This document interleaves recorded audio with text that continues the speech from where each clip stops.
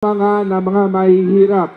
Kami po sa House of Representatives at kaya sinama natin mga kongresista, tayo na ngayon ang ining saksi sa budget na linatag at inapprove natin sa Kongreso. Napaka-importante na hindi lang gagawa kami ng isang budget na bilang sa isang malaking napaka-importanting batas kagaya ng sinasabing yung General Appropriation. Tingnan mo, utal-utal nang mag-explain si Martin Romualdez. Utal-utal nang mag-explain. Oh, ayan, pinapawisan ka na, sir. Oh. Pinapawisan ka nang mag-explain, sir. Ano ba 'yan? Kailangan talaga makita natin ang ipagbaba at ang ipagdi-deliver itong mga serbisyo sa iyo. Oh.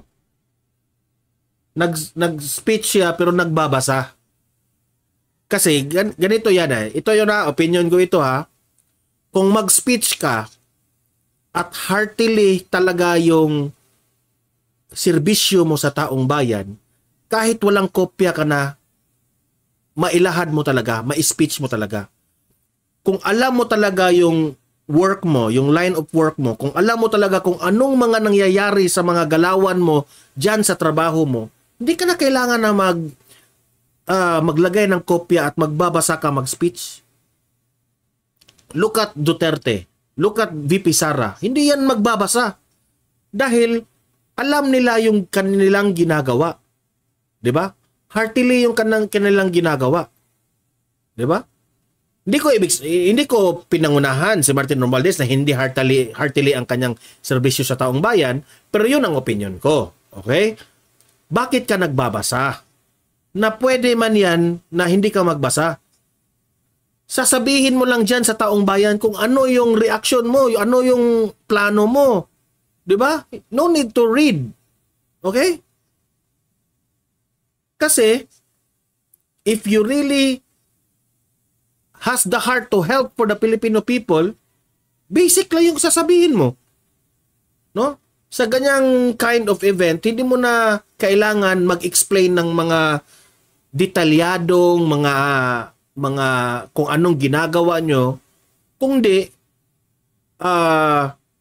yung mga pananalitaan nyo i-go with the level with the thinking sa tao dyan. Diba? Kung ano ang layunin nyo, ito na yung mga ginagawa namin. Simple terms lamang na maunawaan ng taong bayan. Kaya nga, kaming mga vloggers, no, merong mga issues na hindi maiintindihan ng mga audience namin kasi merong mga terms na talagang hindi maiintindihan ng level ng masa. Okay? Kaya kaming mga vloggers, sinisimplify namin yung topic, sinisimplify namin yung issues, yung situation para maintindihan ng klaro sa mamamayang Pilipino natin, especially sa masa. Okay? Sabi dito ni Milagros Wood, goodies and giveaways from people's money.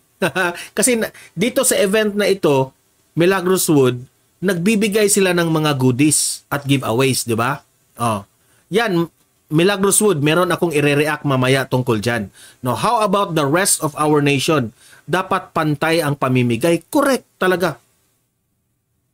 Okay, mamaya, Milagros Woods, meron pa akong follow-up na banat dyan tungkol dyan sa pamimigay nila ng bigas. Okay? Play.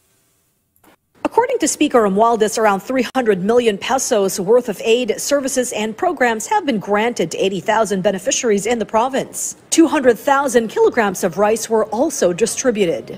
That's why beneficiaries felt so happy, like Anna and her mom. Makakain na kami katoan. Masaya na. Itong si Ana Brunola, beneficiary. Tuwang-tuwa siya dahil nabigyan siya ng bigas at mga giveaways ni Martin Romualdez. So ito yung masasabi ko. Maraming salamat Martin Romualdez na nabigyan mo ang ilan sa ating mga taong bayan dyan sa Agusan del Norte. Walang problema dyan. No? Pero if you go into the deeper analysis of this, no? Alam natin na ang bigas ngayon ay sobrang mahal. Okay? Nagbibigay kayo ng bigas, siyempre matutuwa yung taong bayan. Okay? Magre-real talk tayo dito, Martin Romualdez. Nagbigay ka ng mga bigas, giveaways dyan sa Agusan del Norte. Idi siyempre, hindi yan maiiwasan. Yung mga nabigyan mo ng mga bigas, yung mga nabigyan mo ng mga giveaways, tatandaan ka niyan. Sa panahon ng election, iboboto ka niyan dahil nagbigay ka. Okay? Pero ano ang sablay dito, Martin Romualdez? Ang sablay dito, kasi alam mo na ang mga pag-iisip ng masang Pilipino ay matutuwa dito sa mga konting ibinibigay. Para sa amin, para mo na ring niloko ang taong bayan. Nagbigay ka para maging maganda yung pangalan mo sa panahon ng eleksyon? How about this one na lang, Martin Romualdez? How about tatrabahuin ninyo ang promise ng amo ninyo na 20 pesos per kilo kaysa itong pamimigay ninyo? Because this will be unfair. Namimigay ka dito sa Agusan del Norte, pero how about yung mga kababayan natin, taong bayan, na nandun, nakatira sa bulubundukin natin sa parte ng sa Pilipinas? Hindi sila nabigyan. Sa Mindanao, sa Luzon, at kahit nga sa Visayas, merong mga bulubunduking part sa mga islands na bukid na naghihirap sila. Wala silang bigas. Hindi sila nabigyan. At ipinakita pa on TV na sila ay nabigyan, natutuwa. Natutuwa tayo na merong nabigyan. Pero how about those Filipinos na hindi nabigyan? So para sa akin, sablay pa rin ito. Kasi sa aming analysis, matatawag ito na nagpapa-epal ka. Televised on TV na nagbibigay ka ng bigas. 'Di ba? Nagbibigay ka ng mga giveaways. Sige, masarap yung pakinggan, masarap yung tingnan na nagbibigay ka. Pero, sir, you are just solving only the tip of the iceberg. Wala sa kalingkingan ng problema ng Pilipinas ang isinusolve mo niyan. Ang dapat nyong gawin dito, ang dapat nyong gagawin, isosolve nyo ang promise nyo na magiging 20 pesos per kilo ang bigas. Malaking factor yan. Kahit nandun ka pa sa bulubundukin, kung bibili ka ng bigas na 20 pesos per kilo, lahat makabenepisyo dyan sa 20 pesos per kilo. Tama ako, mali? Di ba? Yun ang isosolve ninyo. Gumawa kayo ng batas na or mga resolution, ano ang mga pwede nating gawin dito sa Kongreso, sa Senado, para maipababa natin ang presyo ng bigas. Ganun sana. Sino ang tao behind dito? Bakit lalong nagmahalan ito ng bigas? Ano ba ang dapat nating ibigay, isuporta sa mga magsasaka? Ano ba ang dapat nating ipagbabawal dyan sa mga market na bumibili sila sa mga magsasaka, murang-mura yung bigas ng magsasaka, tapos pag dating doon sa market, sobrang mahal na yung mga bigas. Di ba? So itong pagbibigay ninyo at naka-live on TV, televised, wala ito. Sablay ito. O kaya tayo pa rin, humahanga tayo kasi nagbibigay ka. Pero sir, you can do more. Alam kong kaya nyo pang magtrabaho more than this. Yung pag-ikot-ikot nyo, no, yung bagong Pilipinas, nakakahiya kayo. Bagong Pilipinas, pero Ilan lang sa ating mga constituents yung nabibigyan ng mga bigas? Ha? Di ba? Sabi dito, Nagilda Angelito, paepa lang si Los may vested interest. Kaya nga, ang taong bayan ngayon, alam na. Hindi nyo na malilinlang ang taong bayan. Nakikita at nakikita na namin yung mga politiko na maganda lang sa harap. Maganda lang magbigay in front of the camera. O, sige, nabigyan nga.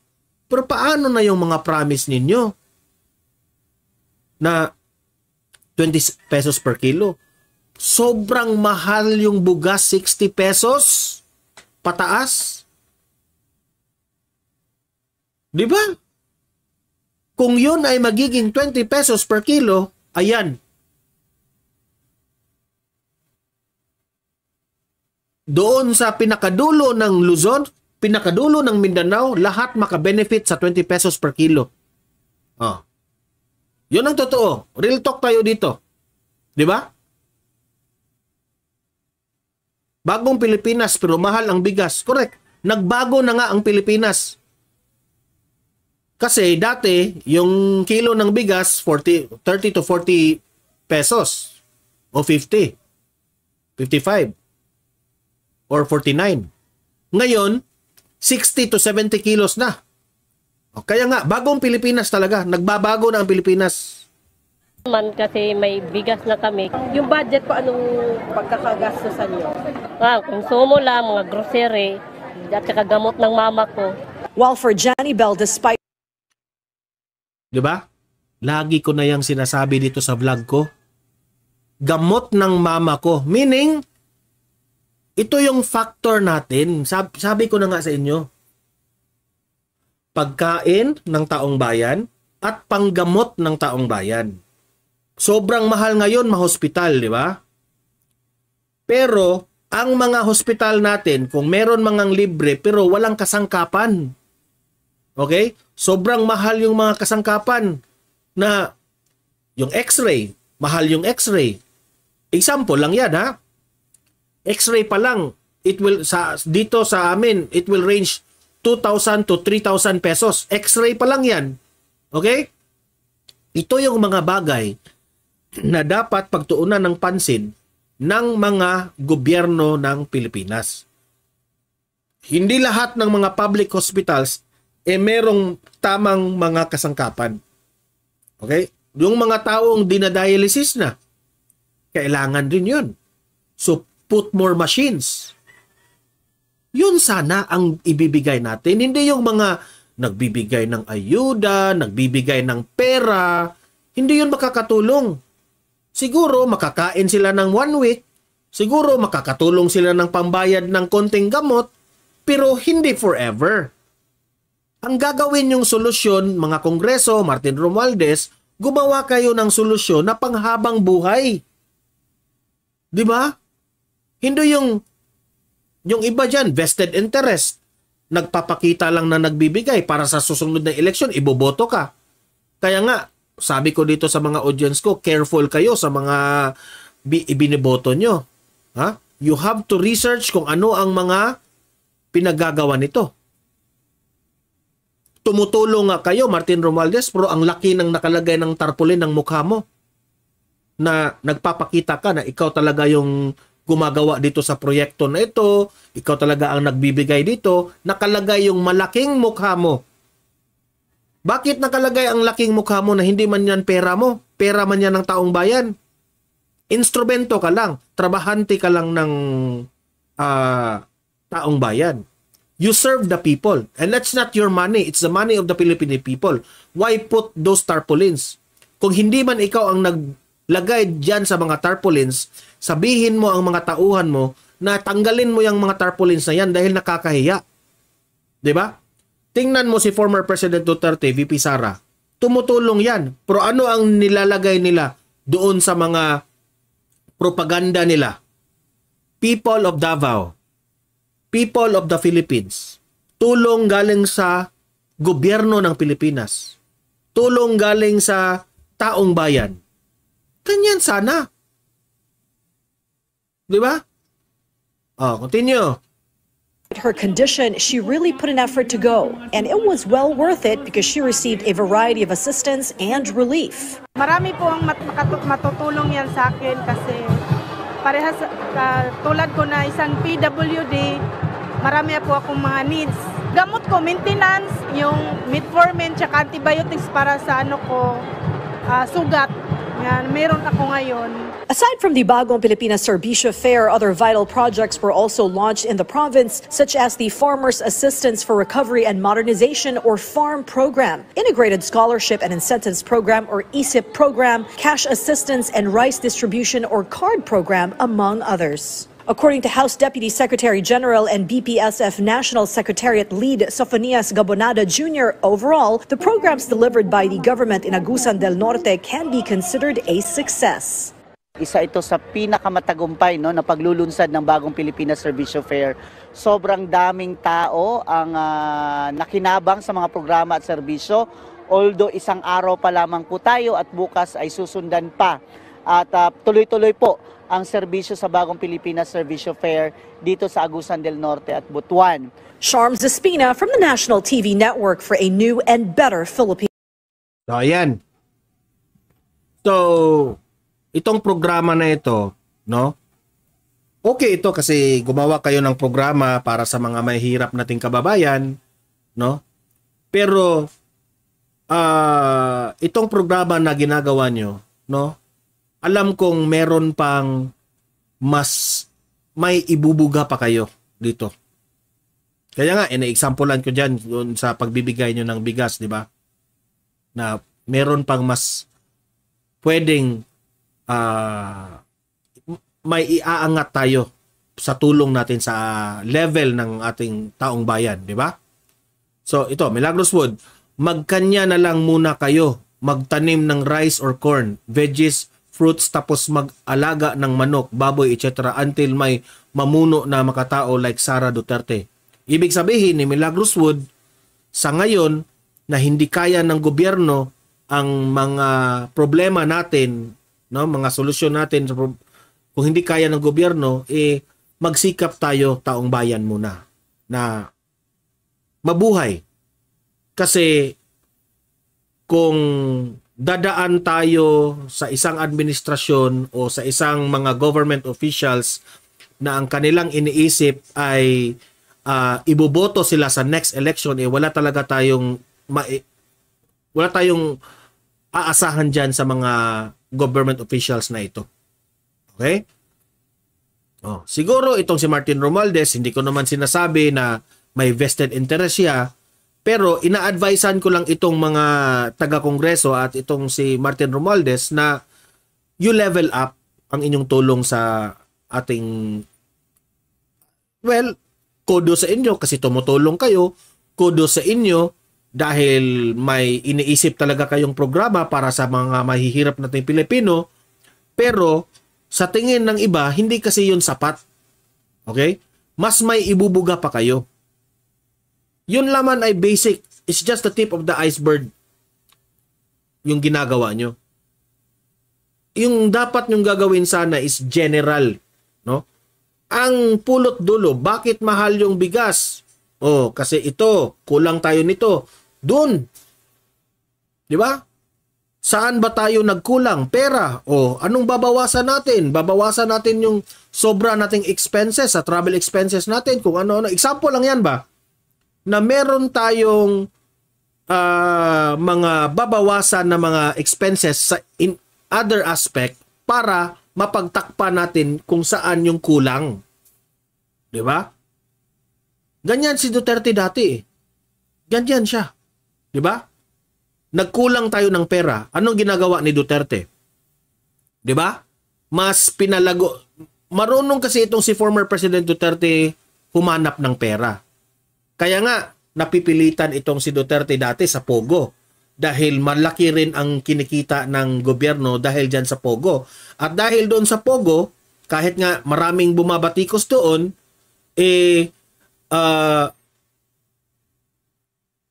wala ko naputol Pangga Mercy. Mahina lang yung connection ko. Paga Mercy. So, alam ni Duterte paano maglaro. Kaya nga ngayon, nagka-problema ang Pogo. O sige, kung meron na talagang serious issue ang Pogo, tinatanggal na yung Pogo.